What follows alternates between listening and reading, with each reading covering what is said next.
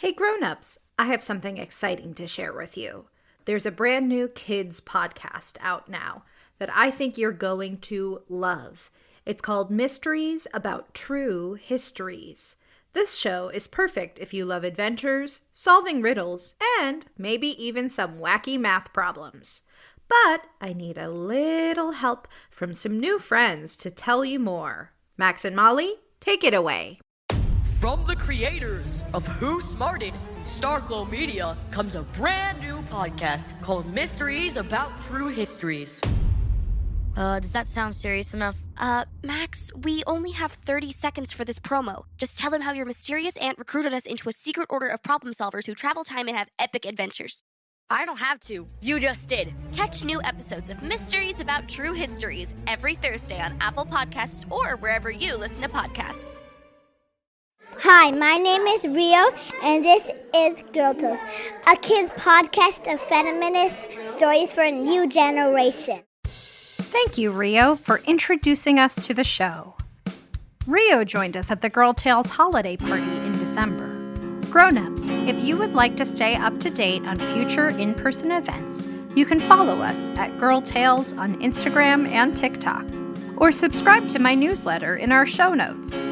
I'm Rebecca Cunningham, the host of Girl Tales, a kids podcast of feminist stories for a new generation. Grownups, if you would like to hear your child's name at the top of our next tale, head to patreon.com/girltales and donate today.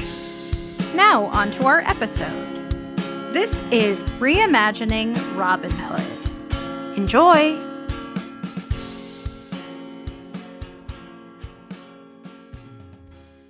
I'd like to tell you about a friend of mine. A traveling Renaissance fair came to Freshwater, and I was so excited. There were acrobats and jugglers, fire breathers and knights riding horses, music and dancing in beautiful creative costumes, a royal parade, and my personal favorite, the wandering storyteller. A beautifully hand-painted sign hung on the outside of her caravan. It read, "Fireside Stories at Sundown, The Many Adventures of Young Robin Hood." The wandering storyteller waited until the sun had slipped away below the peaks of the tall pine trees to the west. She stood beside a crackling campfire, the flames dancing joyfully in the growing darkness, and greeted us. Come, my friends, join me, please. Who's feeling brave? A front row seat. The time has come to part the eaves and share a tale of daring deeds. Once we had gathered in a crowd abuzz with excitement and curiosity, the wandering storyteller began to weave her tale. One of the joys of being a human is sharing our stories, which also illuminate values and morals that help us make choices. How do we choose to use the power of our voices? We begin our tale with the greedy King John, who is new to the throne, hasn't sat on it long. His big bro, King Richard, left Johnny the crown, rode off toward adventure. No one's seen him around. While King Richard was smart, good with people, and fair, King John thought that he deserved more than his share. Picture the new king up early at dawn. He speaks to Nottingham, his crooked sheriff, alone. More gold, more coins, more goods. My royal bank vault must be filled to the rafters by the next full moon. My king, I have a solution. Pass a new law, a royal tax. Calling it tax is a wise thing to do. When you make the laws, make them work best for you. Tax means we take part of each thing that they earn. They'll be left with mere scraps, but that's not our concern. The sheriff to the king did bow, and then let slip a wicked laugh. And every home throughout the land was forced to gather and forfeit half their money, clothing, toys, and food. The people cried, "You can't intrude and steal the clothes right off our backs," said Nottingham. "I'm the sheriff. I'm in power. Pay the royal tax. If any one of you dares to disobey, I'll lock you up and throw the keys away." Feelings of fear spread like a sinking fog across the kingdom. The townsfolk whispered worries to one another. There won't be enough food. We have no money to buy wool for warm clothing or boots. Our children's toes will be freezing when winter comes again. However, piercing through the grim veil of fear and darkness, there was a shining ray of hope. Stories were spreading from fireplaces to farmers' fields that someone had bravely stood up to the sheriff and refused to pay the new royal tax. Someone had rallied a group of young, talented townsfolk and called them to a life of virtuous, ethical banditry in Sherwood Forest. The group had named itself the Happy Hoodlums and was determined to steal back everything the king and the sheriff unjustly taxed from the townsfolk. As the days passed, these tales grew taller and more wild indeed. The Happy Hoodlums live high in the trees. They can hit any target and do backflips with ease.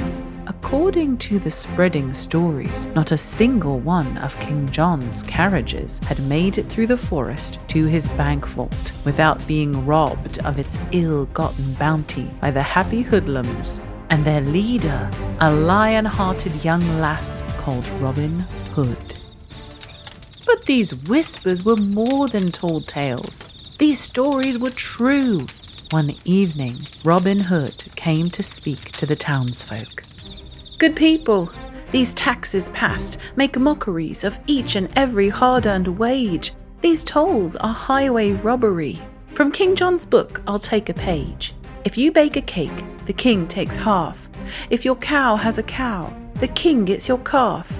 If you're riding in the forest and you forage for a meal, you're a sneaky little thief. How dare you steal? I'm now painted outside of the law.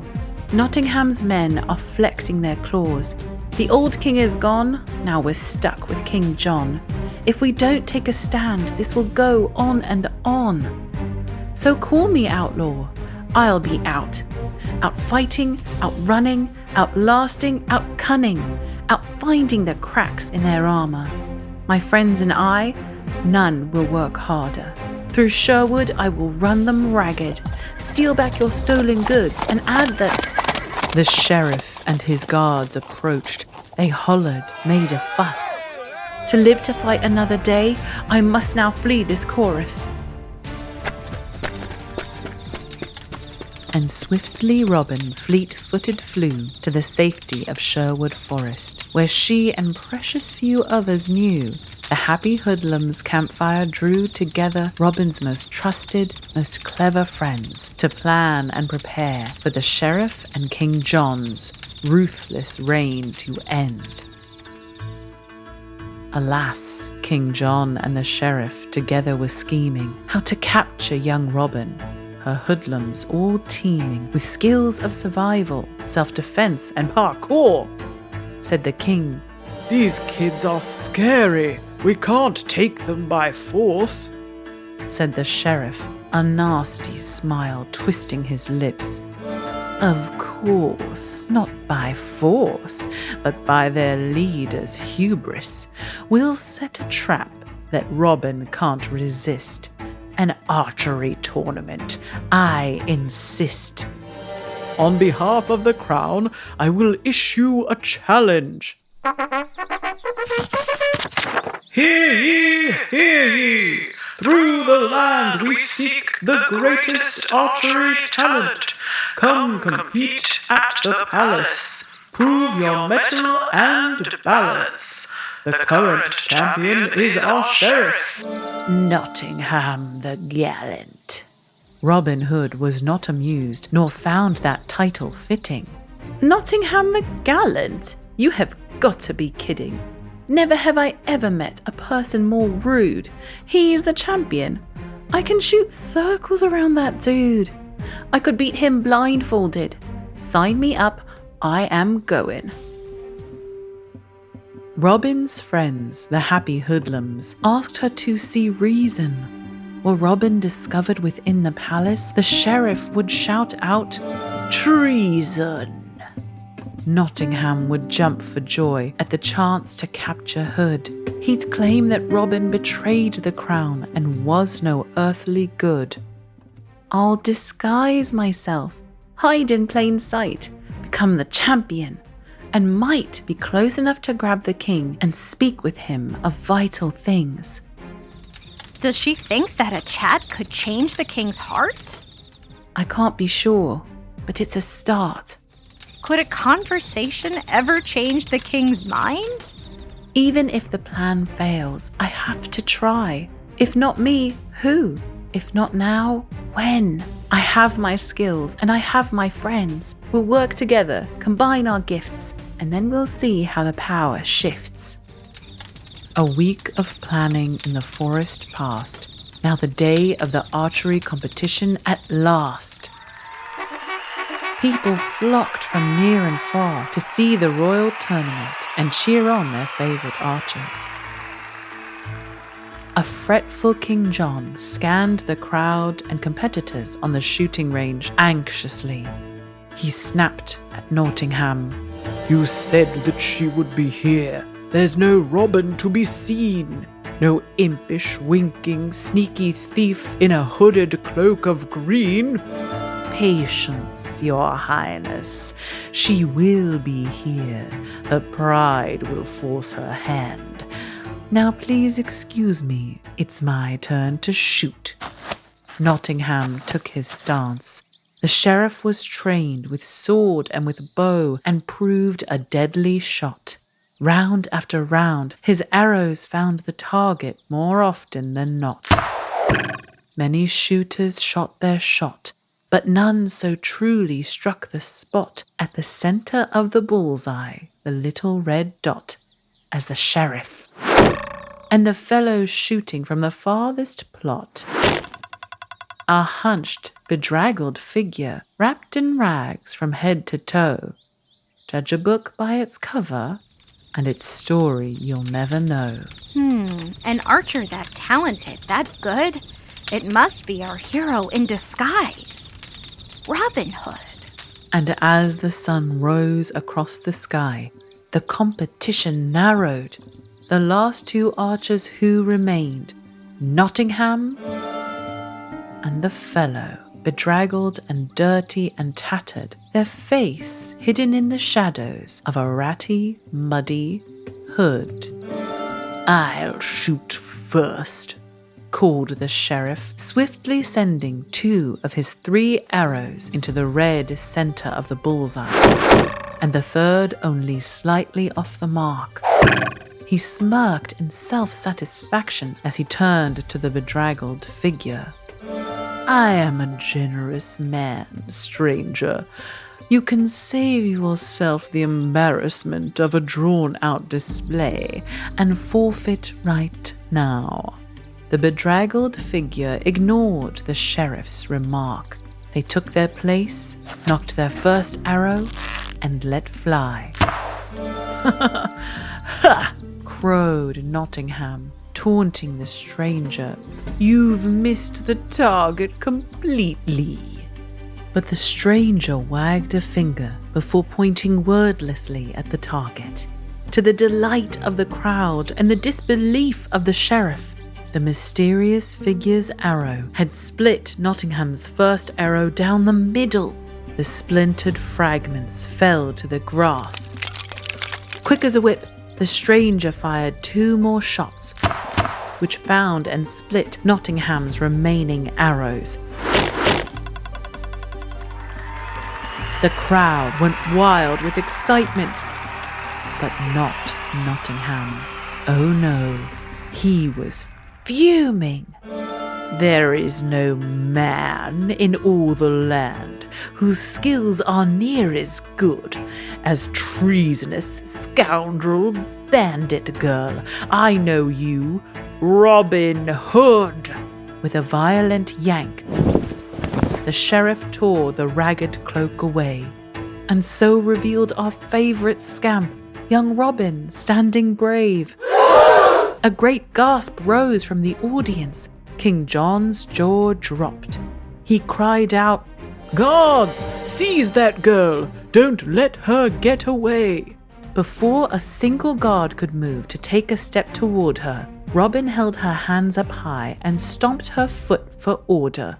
King John, I say now to your face, aware the risk I'm under, your laws and actions do disgrace the crown, so I must wonder what led you down this path of greed, of selfish, cold ambition. I've shot my shot and won the lead, and now I'm here to listen. Stunned silence rang across the court until...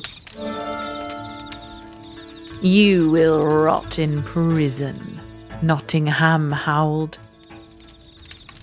Dear friends and listeners, let me say the next few moves were very quick, and every witness there that day was so delighted by the trick.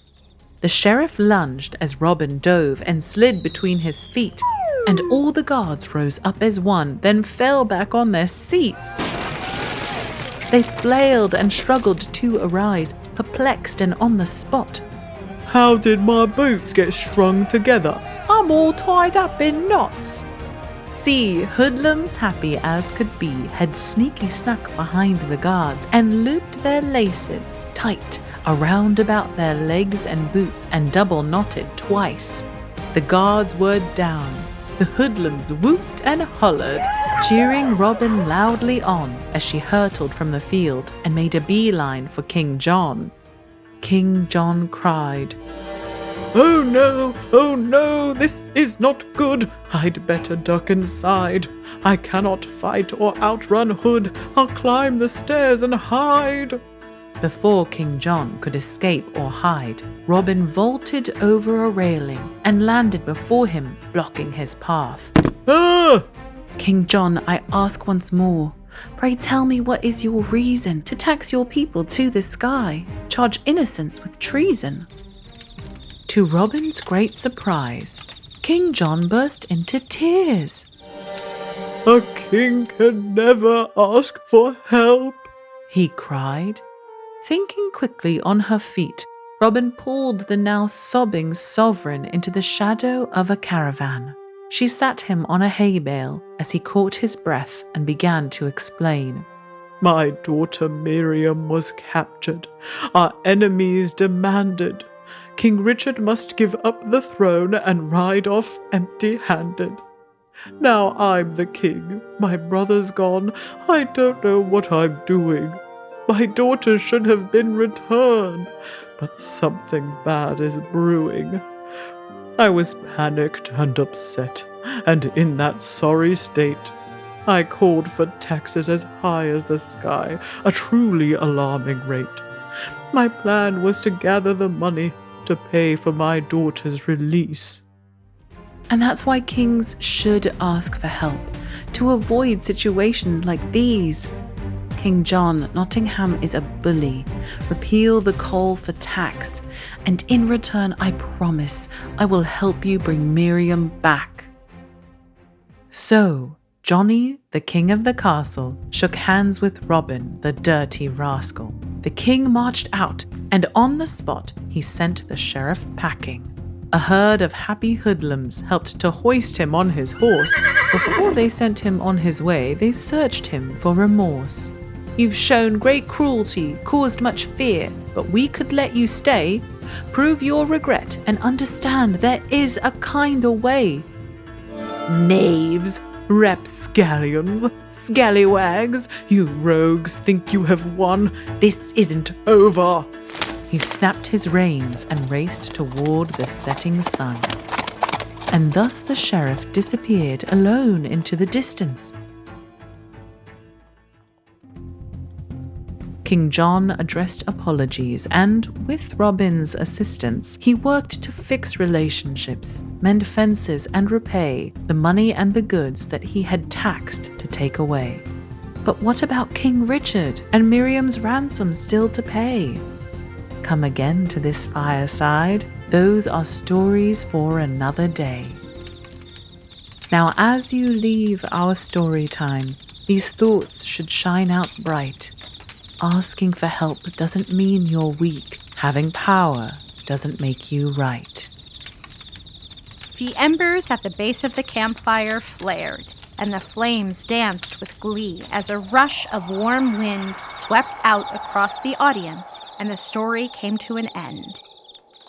Applause and whistles filled the air, and the traveling storyteller bowed gracefully before throwing us a wink and a jaunty salute, and cartwheeling away from the fire pit.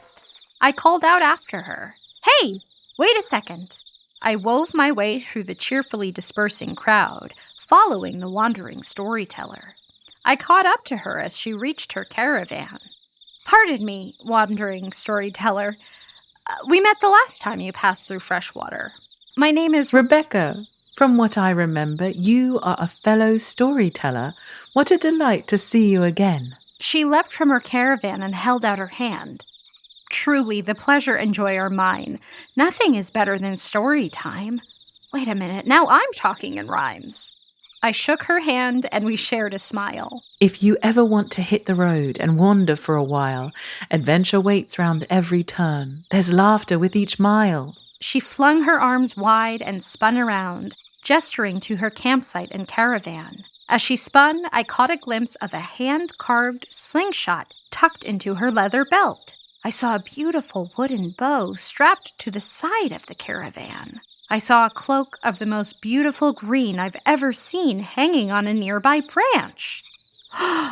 Wandering storyteller, in the story you shared, you said you were there. Your story was true and good. Is your real name Robin Hood?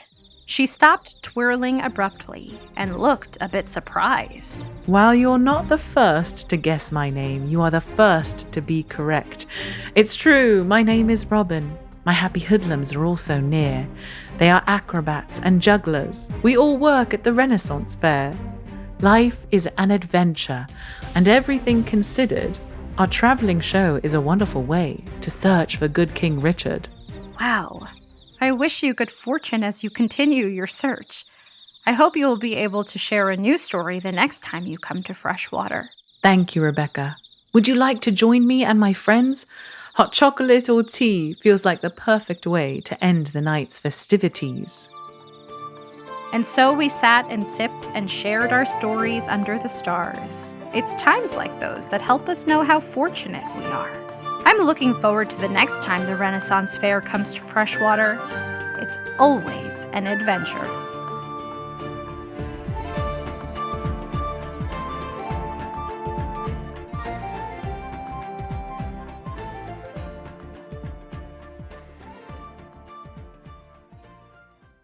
That was Reimagining Robin Hood, The Many Adventures of Young Robin Hood.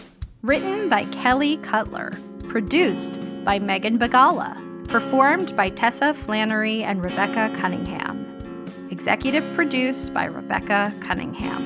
Don't forget to subscribe, rate, and review on Amazon Music or wherever you get your podcasts. Grownups, if you would like extra stories for your Tailblazers to listen to, like the original Alice's Adventures in Wonderland or The Wonderful Wizard of Oz, performed by me, well, there's only one place to get it. Head to patreon.com/girltales and join Team Dorothy or above. And Grownups, you can also find Girl Tales and Cordelia Studios on Instagram, TikTok, and Facebook. And hey, if you loved this story, share it with a friend. Oh, and remember, I believe in you. Vienna Princess.